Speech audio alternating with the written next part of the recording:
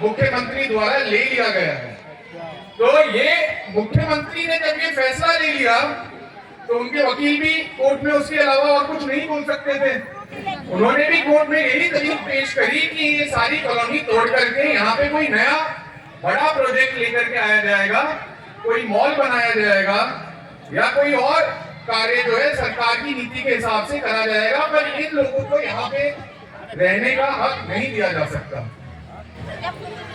जब ये बात उन्होंने सिर्फ कोर्ट में नहीं कही, मैं आज अपने मोबाइल पर वो एफिडेविट भी लेकर आया हूं, जब उस एफिडेविट में इन्होंने लिखित रूप से जो है कोर्ट में लिख करके दिया कि आप सब जो लोग हैं यहाँ पे अवैध कब्जा करके बैठे हुए हैं और आपको बेघर कर दिया गया। जब यहां तक बात पहुंची तो राहुल जी के कहने पे सलमान खुर्शीद जो वरिष्ठ वकील हैं और पहले विदेश मंत्री रह चुके और कानून मंत्री भी रह चुके जो है कांग्रेस की सरकार में भारत के, उनको हम लेकर के गए, उनसे हमने बहस करवाई और आपको ध्यान होगा कि कोर्ट ने फिर यहाँ पे एक कमीशन बैठा करके यहाँ पे विजिट कराने के लिए, लोगों को मुआयना कराने के लिए भेजा था। जब मैं भी साथ में आया था तो पूरी कॉलोनी का मुआयना करके जो है कोर्ट की कमीशन करके गई। कोर्ट ने संगठित बॉडी बनाई थी जो पूरी यहाँ का मुआयना करके गई थी।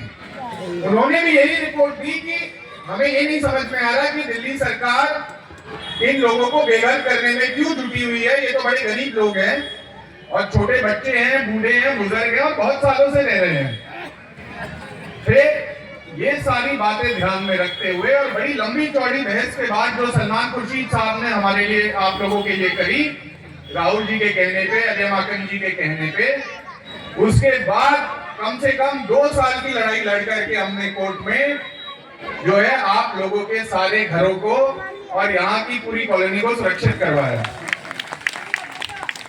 यही नहीं, उसके बाद जब ये ऑर्डर आया कोर्ट का तो दिल्ली सरकार ने फिर डबल बेंच में, जहां 2 जज बैठते हैं, वहां जाकर के अपील भी करी कि ये नीचे का जो ऑर्डर है गलत हो गया है, हमें अभी दोबारा से इजाजत दी जाए इनको तोड़ने के लिए। वहां पर भी जाके हमने लड़ाई लड़ी और वहां से भी हम आपको केस जिता करके लाए। आपके घरों के लिए जो सुरक्षा थी वो लेकर के आए। अब राहुल जी के आदेश पर हमने आपके घर तो बचा लिए और ना ही आपके घरों को कोई हाथ लगा सकता है उस कोर्ट के आदेश के बाद।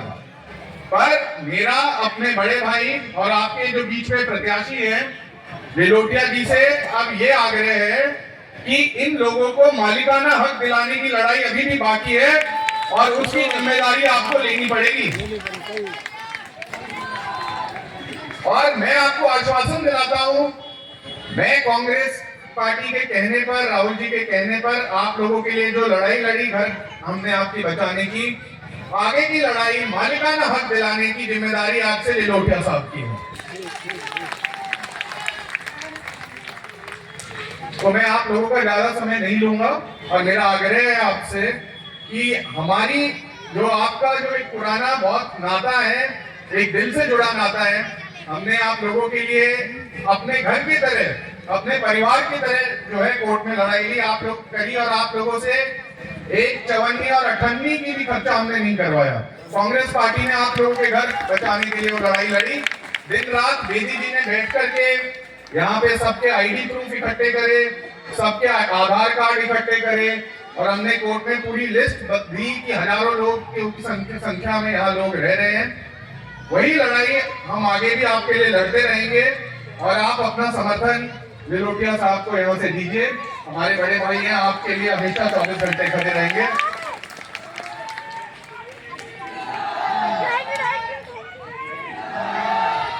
और यही नहीं, आपको ये भी ध्यान रखना होगा कि जब वो सर्दी के मौसम में जिस तरीके से बुलडोजर और पुलिस आपके द्वार पे आकर के खड़ी हो गई थी, तो एक तरफ वो लोग थे जो आपका घर तोड़वाने में लगे हुए थे और एक तरफ हम लोग हैं जो आपका घर बचाने में लगे हुए।